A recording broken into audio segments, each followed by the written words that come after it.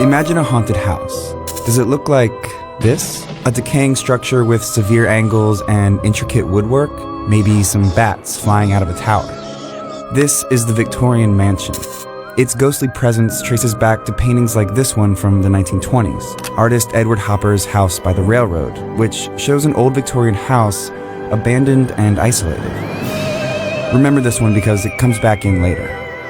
Throughout 20th century pop culture, similar-looking mansions appeared again and again as signifiers of dread in horror movies, television, and Gothic pulp novels. It was featured famously as the menacing Bates Mansion in Alfred Hitchcock's Psycho and the kooky home of the Addams Family. But it wasn't always like that. So why do we associate this house with death?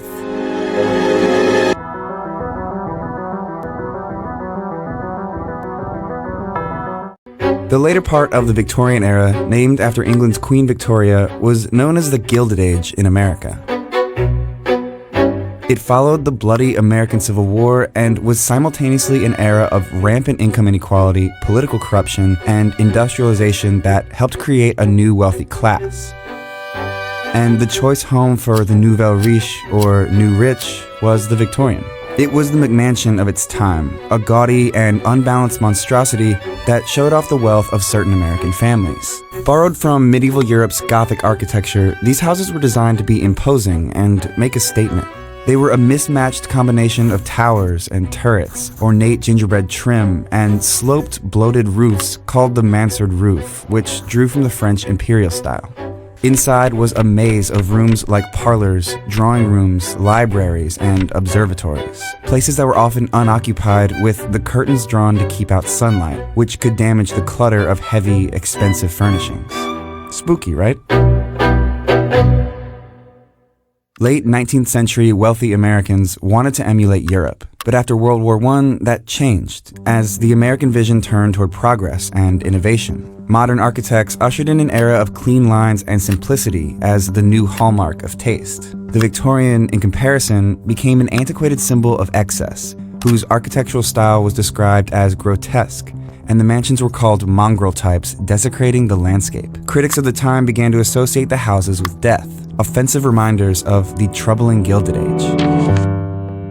These houses slowly became an unwelcome presence, and eventually the wealthy owners moved on. And when the Great Depression swept across the country in the 1930s, a lot of the houses were abandoned or became boarding houses for the working poor.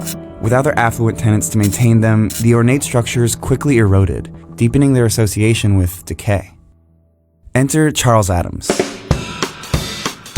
a cartoonist working for The New Yorker who introduced the world to the Addams Family, a reclusive collection of ghouls who are morbidly antisocial and mysteriously wealthy. A toast to the glorious mysteries of life, to all that binds a family as one, to mirth, to merriment, to manslaughter.